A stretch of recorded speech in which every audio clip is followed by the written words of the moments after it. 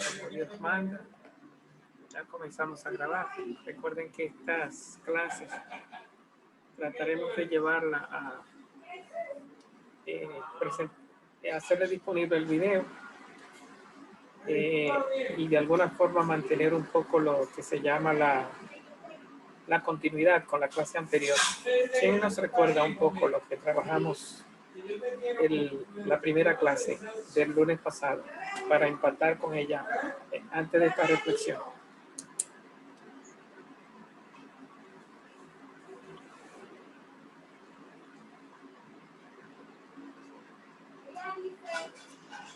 Nada, nadie se arriesga por ahora.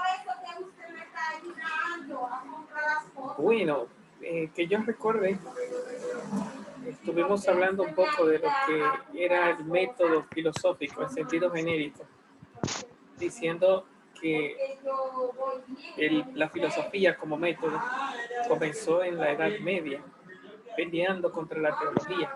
La luz natural de la razón era el método de la filosofía contra la luz sobrenatural de la razón, que era el método de la teología.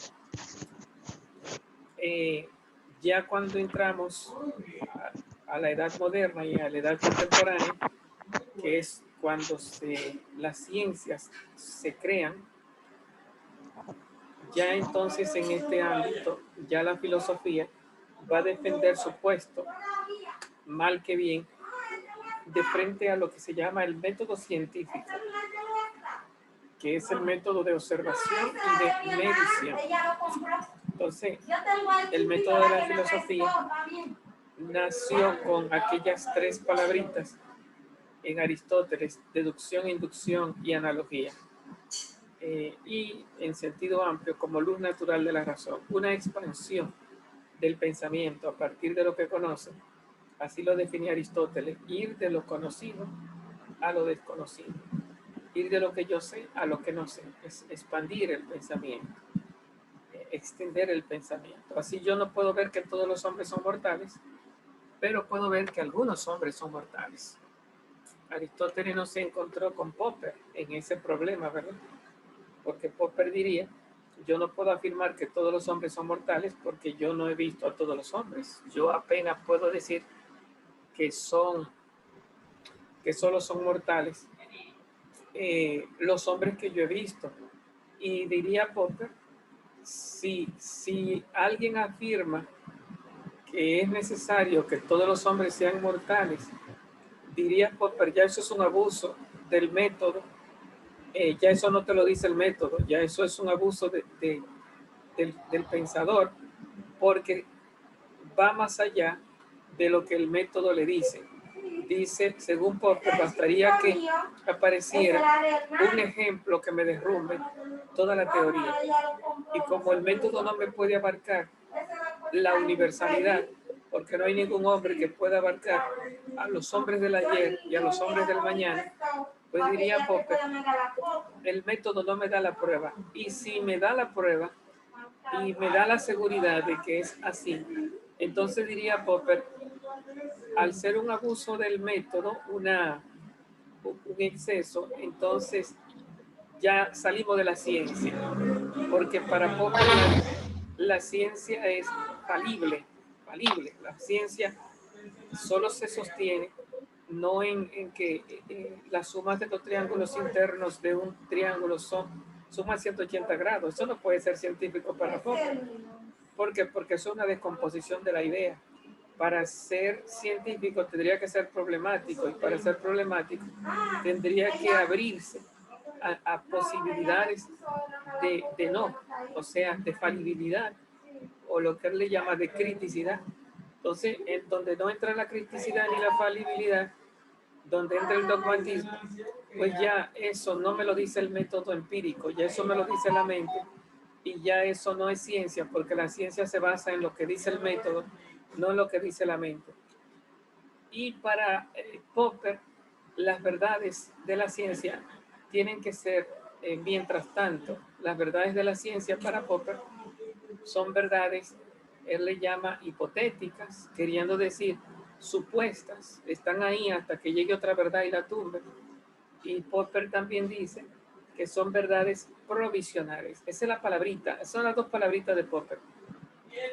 Con respecto a las verdades de la ciencia. Provisionalidad y hipoteticidad. Bueno, no tengo tanto poder yo aquí en esta casa. La suegra tiene todos los poderes. Entonces, yo aquí tengo que asumirlos. ¿Cómo se llama? La pelle media sorda. Entonces, vocea y al final siente que es su casa. Entonces, paciencia.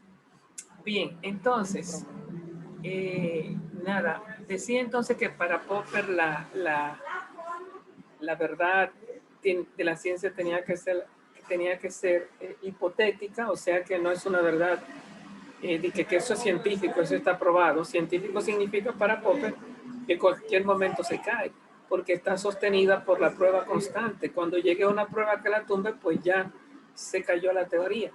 En ese sentido, es científico si es falible, o si puede fallar, o si puede aparecer algo que la tumbe, pero si es infalible, que nada la puede tumbar, dice ya eso no es el método, ya eso es el pensamiento. Entonces ya eso no es científico, sino que eso ya se fue del control, ya así dice Popper, entró en el descontrol, ya se descontroló. Entonces Popper no se encontró con Aristóteles en este tema. Aristóteles, todo lo contrario, cuando habla del método inductivo, lo que se llama el ir descubriendo los casos y a fuerza de repetirlos, hoy utilizamos la estadística, ¿no? A fuerza de repetirlos, irlo probando, el método me confirma la verdad. Entonces, ¿cómo llega Aristóteles a decir que todos los hombres son mortales? La inducción, Aristóteles nos la dice que las vivencias de cada uno se convierten en recuerdos. El cúmulo de recuerdos, viendo que todos los hombres mueren, que ninguno de los hombres que hemos conocido permanece vivo para siempre. Entonces, visto que los recuerdos, las vivencias se convierten en recuerdos y los recuerdos se convierten en experiencia en el hombre, porque para Aristóteles los animales están cerca de la experiencia, pero no llegan totalmente a ella. Y el conjunto de hombres experto viene de experiencia, los que están acostumbrados a ver que los hombres mueren, cuando discuten entre sí el tema, la idea se va afinando hasta que surge el concepto. ¿Qué es el concepto? La ciencia, el poder decir con verdad de que todos los hombres son mortales. Ahora bien, tiene un añadido, porque decir que todos los hombres son mortales, aunque viene del método, no se supedita al método, no se supedita, o sea, no depende, como haría Popper, solo del método. Y Aristóteles está claro en eso. El método no es un método empírico, es un método racional.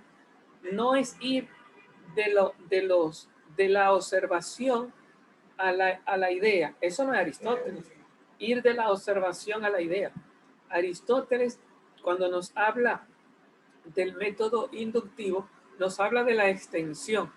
Ir de los observados a los inobservados. Es contrario a Popper, porque para Popper no podemos ir más allá de lo que hemos observado, mientras que para Aristóteles eso es lo propio de la razón.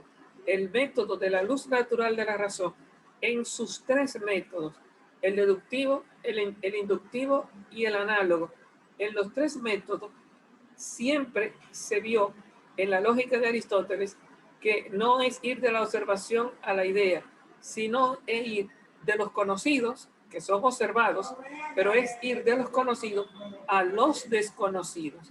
Es la extensión del pensamiento, ir más allá, ir de lo particular a lo universal. No es quedarnos en los observados, sino ir de lo particular a lo universal. Y esto era la extensión. Así se define el método de la filosofía y el método el método aristotélico.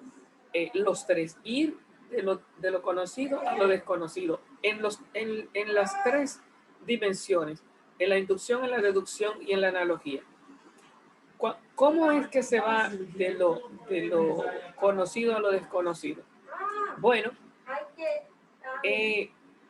visto que todos los hombres que conocemos mueren y que no haya ningún hombre en la experiencia, en la vivencia de los discutientes, de los sabios, de los expertos sobre lo que es la humanidad. El experto es el que viene cubierto de recuerdos y los recuerdos son los que están cubiertos de vivencias. Visto que no hay excepciones en la discusión de los expertos, pues se puede establecer, no por la fuerza de la colectividad, porque todos decidimos que así sea.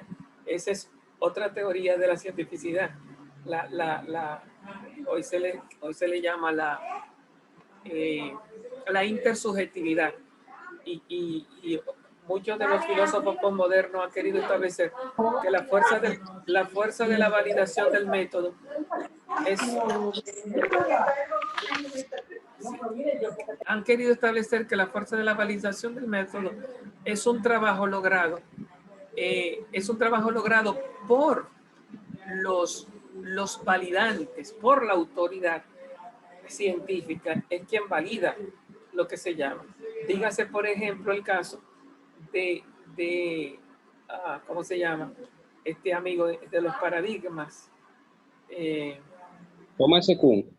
Sí, Kuhn, gracias. Que de alguna forma la fuerza de la verdad del método está en el tiempo, en la época, en los pensadores, de tal manera que el método no tiene su propia fuerza, sino que la validación del método está en los intereses, en las decisiones, en las opciones, que al final él le llama el paradigma establecido, el paradigma vigente. Y como el paradigma es lo que interesa a una colectividad de científicos y a una época, entonces fue científico que la Tierra era plana en un momento dado a la luz de Thomas Kuhn, porque la comunidad científica lo validaba. Mientras que para los filósofos popperianos, la fuerza está en el método, que al no cubrir todas las verdades, es un método para falsabilizar, no para confirmar. Pero quien confirmó fue Aristóteles. Es que en eso es que estamos. Pero en Aristóteles, esa confirmación del método no se queda en la repetición, en el conteo de los fenómenos, sino que hay una dimensión que es racional, que no es sensible, porque es verdad que él dice que el método inductivo tiene lo que se llama las vivencias que se convierten en recuerdo y los recuerdos que se convierten en experiencia, pero hay algo que no viene de los sentidos, sino que viene de la razón, que no es solo la expansión, sino el darse cuenta que el todo implica las partes, o que las partes, hay partes que están necesariamente contenidas en el todo.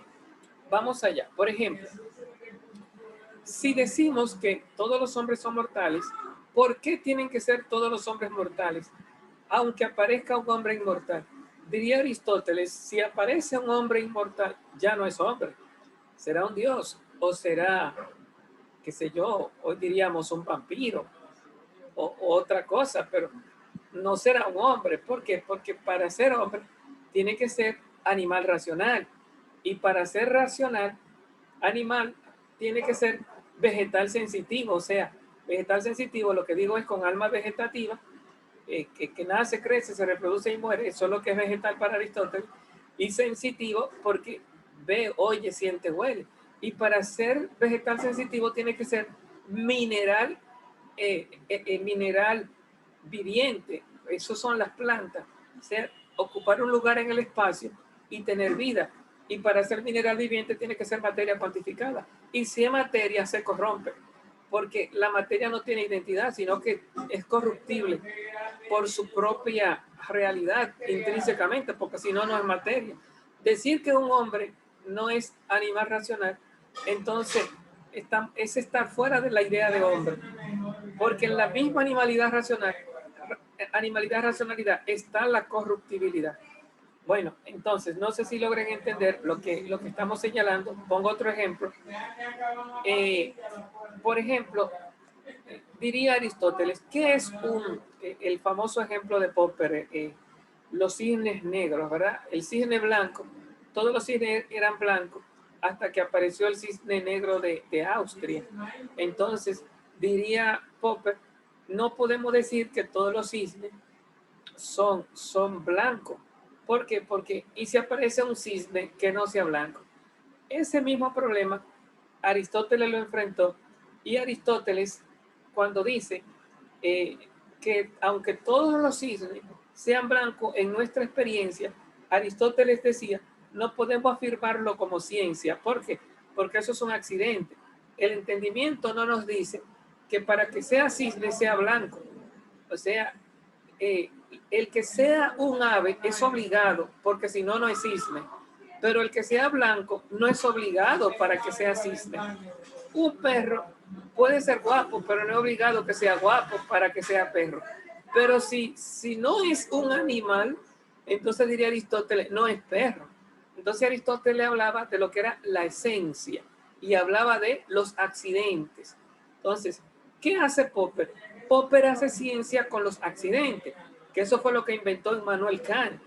Kant inventó una ciencia accidental, una ciencia de los problemas.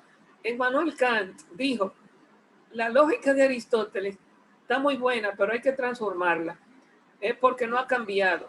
Y además tiene el problema de que la lógica de Aristóteles, cuando prueba, dice, no nos soluciona problemas, sino que nos descompone lo que ya sabemos.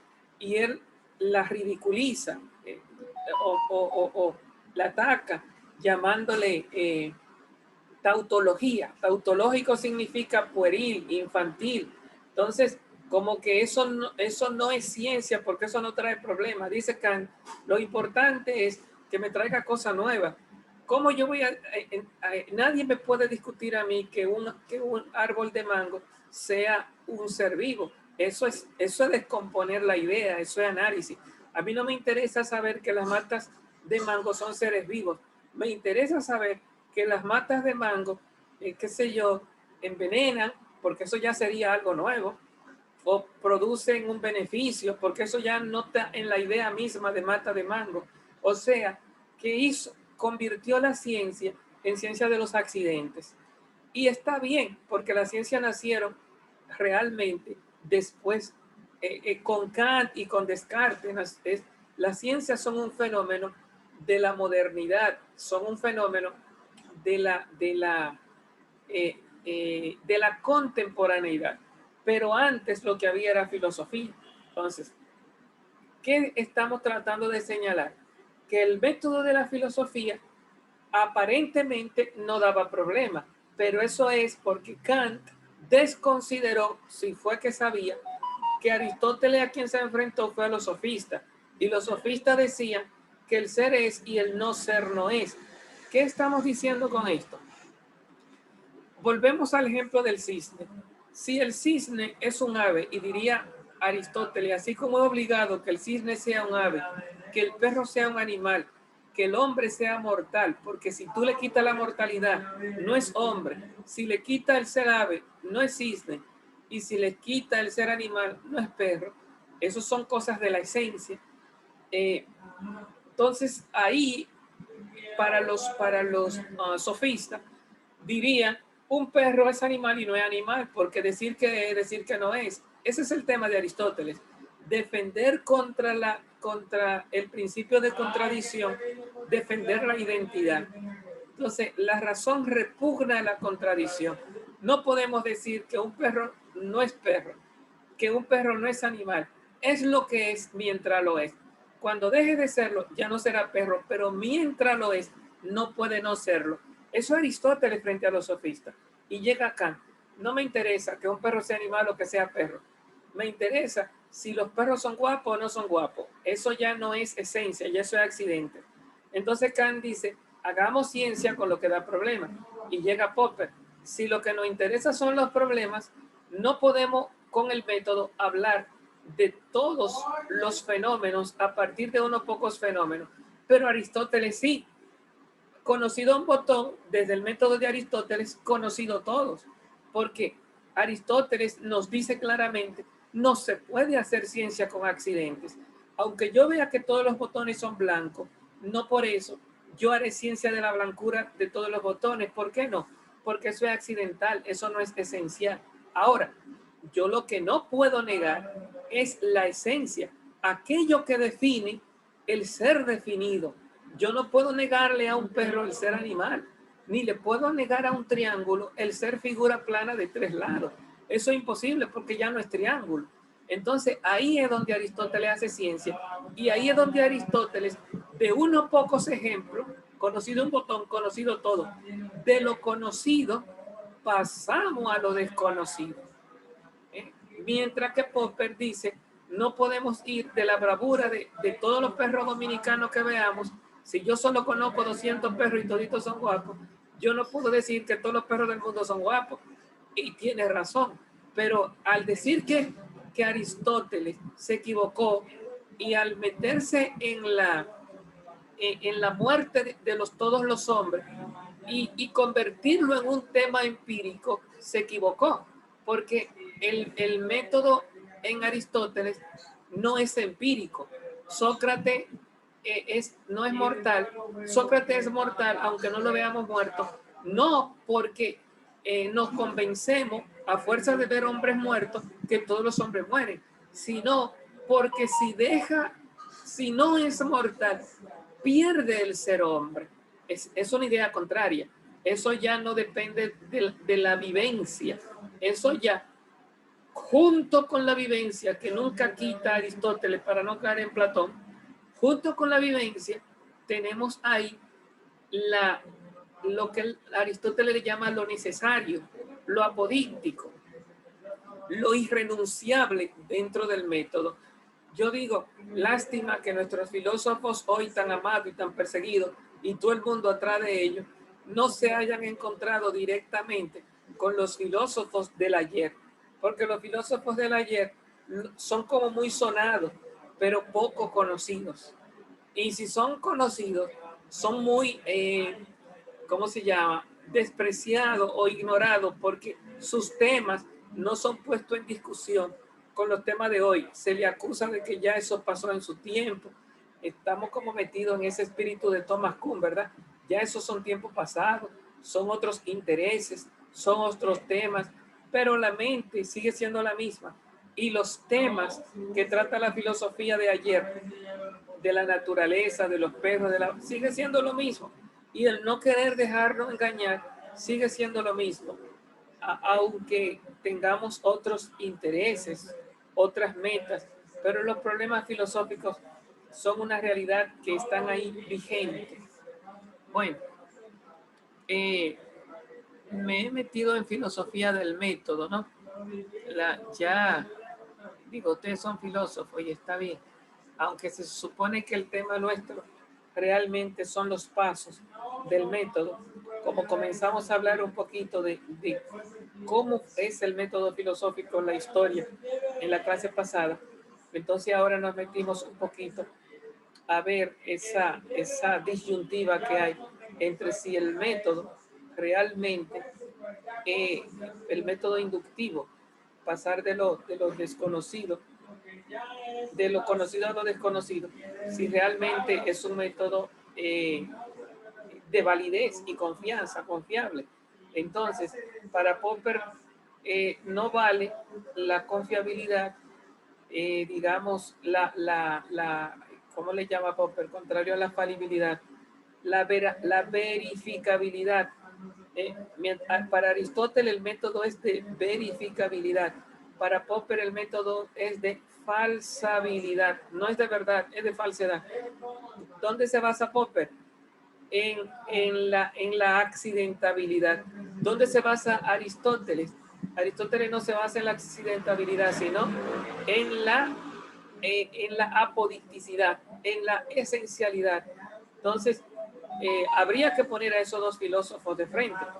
Al final, yo le otorgo más razón a Aristóteles porque ni siquiera podemos decir que el método es falsable si la razón no habla de la falsabilidad. No son los sentidos que nos hablan de la falsabilidad, es la razón la que crea el lenguaje e identifica los criterios pensables dentro de una terminología.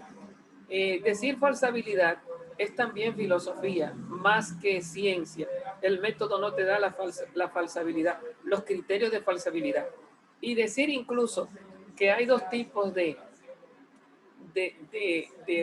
relación entre un sujeto y un predicado. Una relación apodíctica o necesaria, que es la que defiende Aristóteles como ciencia, o una relación accidental, que no es necesaria. Ese conocimiento no te lo da los sentidos. Como tú naces cual tabula rasa, claro que se alimenta de los sentidos, pero el darse cuenta y el utilizar el lenguaje y componer y dividir y especificar la diferencia de que una cosa es una cosa y otra cosa es otra cosa, eso, si fuera así, los perros, las vacas, los caballos, como tienen el conocimiento mucho más agudo que nosotros, el conocimiento sensible, fueran capaces, de discernir, de emitir juicios racionales de frente a lo sensible. Por eso dice Aristóteles, no hay que cargarle la culpa a los sentidos cuando uno se equivoca. Dice que el vino, si yo estoy enfermo, tiene un sabor, y si yo estoy sano, tiene otro sabor. Por lo tanto, el sabor no está en el vino, sino en la lengua. Dice Aristóteles, falso. Yo no le puedo cargar el error al sentido. Hay que cargárselo al entendimiento, porque el entendimiento es el que juzga. Si fuera el sentido, los perros, las vacas, los caballos, dijeran, pero mira, esto sí y aquello no, esto es necesario y esto es apodíctico. O sea, quien juzga de la verdad o la falsedad es el entendimiento. Y el mismo Popper, cuando habla de falsabilidad, es su entendimiento el que está defendiendo una idea y que tiene también sus propios sentidos por detrás, como era irse en contra de los totalitarismos de la época, ¿no? Recuerden que Popper estaba en contra del historicismo hegeliano y marxista, en contra de Freud, el freudismo, el psicoanálisis, que con ese pansexualismo, que todo al final se lee desde el pansexualismo, mientras que para el marxismo todo es economicismo, al final todo se lee desde el punto de vista de la economía, las infraestructuras, y estaba en contra, eran tres grandes. ¿Cuál era el otro? El historicismo con el economicismo,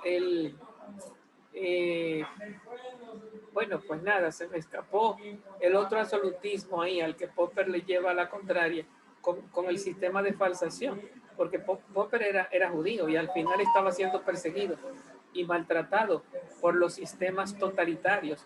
Entonces él se va en contra de los sistemas totalitarios y por eso defiende lo que se llama la falsación, pero violenta la razón aristotélica, como si todo fuera sensible.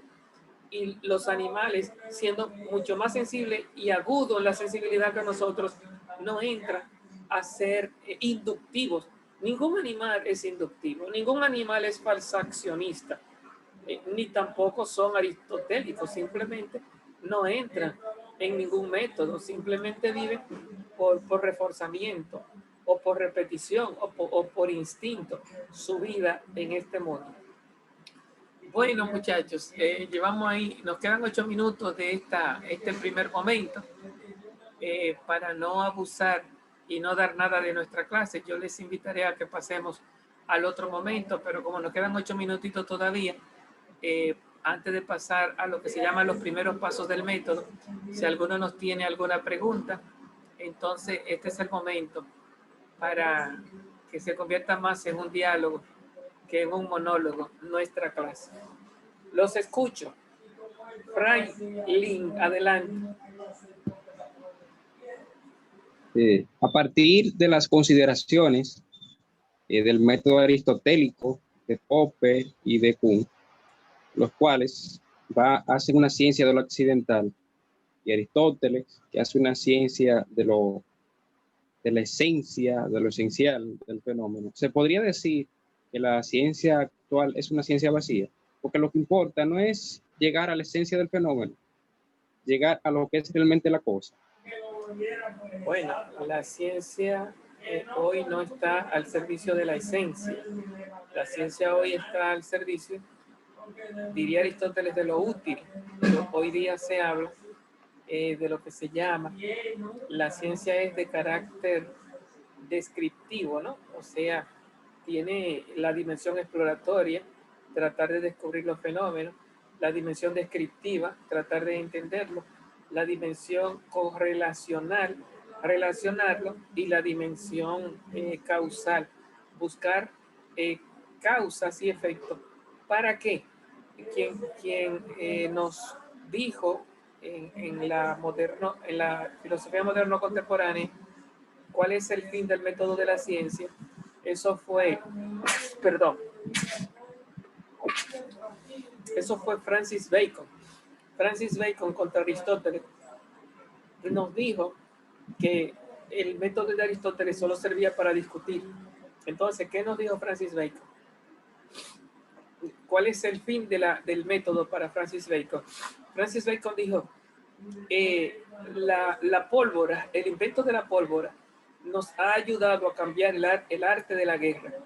El descubrimiento de la imprenta nos ha revolucionado el mundo de la intelectualidad, y el descubrimiento de la brújula ha revolucionado el arte de la navegación. Entonces, ¿qué es hacer ciencia? Es descubrir para revolucionar la vida del hombre. Entonces dice, el método aristotélico es un método como una virgen que no pare nada, que todo el mundo vive discutiendo, pero al final se quedan en discusión. Al final no es útil, no resuelve problemas de crear cosas nuevas, de cambiar la vida de los hombres, entrar en los problemas para cambiar la vida de los hombres. Aristóteles estaba claro en eso también. Aristóteles dice que la filosofía comienza cuando terminan las otras ciencias, las ciencias utilitarias. Aristóteles entiende que hay ciencias utilitarias.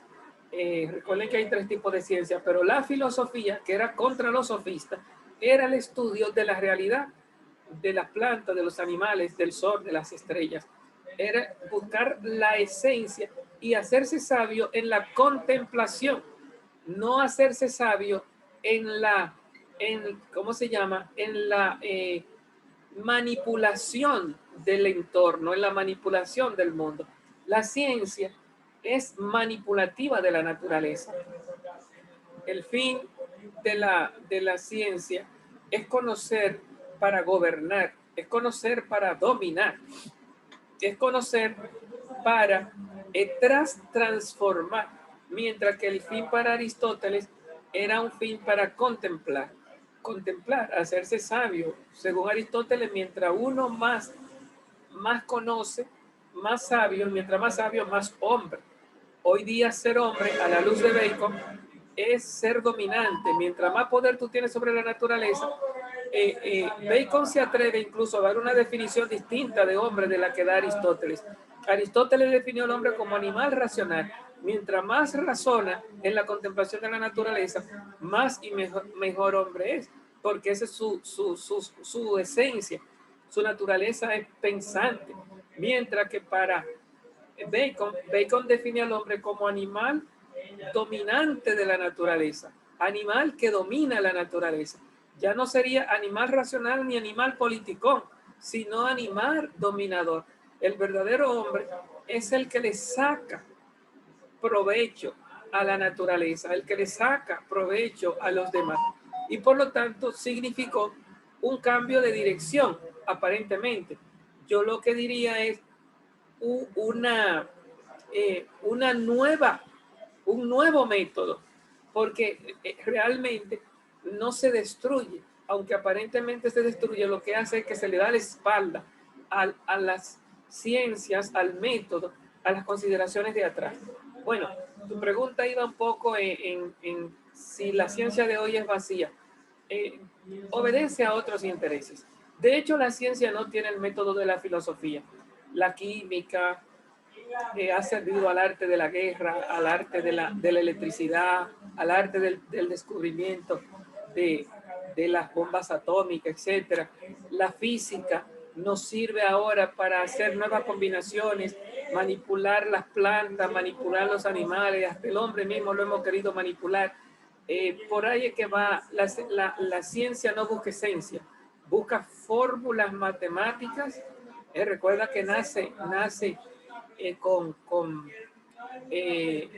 Descartes, que era un matemático, y nace con John Locke, que también era un matemático, y con el genio llamado, que el mundo de la ciencia está escrito en lenguaje matemático, el inventor del telescopio.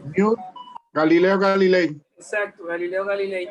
Entonces, la ciencia nace así, entender para dominar, entender para manejar, crear fórmulas. Y cuando tú entras en el mundo de la química, si tú estudias lo que es el mol, la energía, la ciencia, ¿cómo se llama? La física cuántica, al final se reduce a números. El hombre hoy no ve la esencia, se pierde en la materia para ver lo que pone la humanidad, porque al final los números, los cuantos, son puestos por el hombre. Eso no es un descubrimiento natural. Aristóteles es contemplador. Mira lo que el hombre no hace, sino lo que la naturaleza hace. Las plantas, los animales, etc. La ciencia no anda por ahí. La ciencia no anda buscando esencia. La ciencia lo que anda buscando es contabilizar, medir para dominar y manipular. Nos queda un minuto. Yo les invito a entrar inmediatamente. Yo voy entonces a cerrar. Bueno, inmediatamente no, porque yo espero que se grabe. O bueno, déjenme intentar entrar de una vez y dejarlo grabando, a ver si eso se puede. Nos vemos en unos 5 minutitos para no ser así tan impronto. En 5 minutitos, a las 5 en punto nos vemos, en 7 minutos. Hasta ahorita.